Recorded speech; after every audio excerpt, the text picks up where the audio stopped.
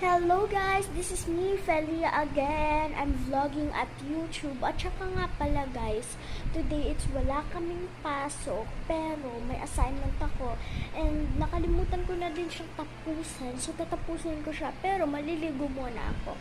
So see you later guys, after I take my bath. Bye! At ayan na nga. And I'm already done taking a bath. At ito na nga po. Kung sabihin nyo po, ano ko lang po, kakaligo, or nagpalit po ako ng damit, naligo po talaga ako. At baka nagtataka po kayo kung ano po to. This is my towel. Ganito po kami mag-ano ng buhok namin. Para daw po magulo agad. So, kagaya nga po na sinabi ko, I have assignment and I will do it now. So, dito po muna kayo habang nagpe-prepare ako. Okay. So, saan ko po kayo pwedeng nilagay? That you can see me preparing. Dito po. Yan. So, this is my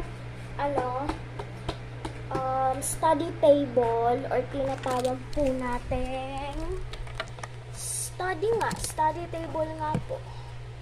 Ano po bang tawag dito? Study table, diba? So, dito ako sa may electric fan para hindi mainit. Mainit po kasi dito sa amin. So,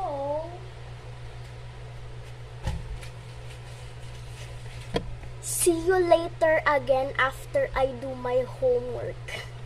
Bye! At iyon na nga po. Tapos na nga din ako gumawa ng assignment ko. Tsaka nga po pala, sandali lang din po itong vlog na to. So, mabilis na din po siyang matapos. Ito na nga po.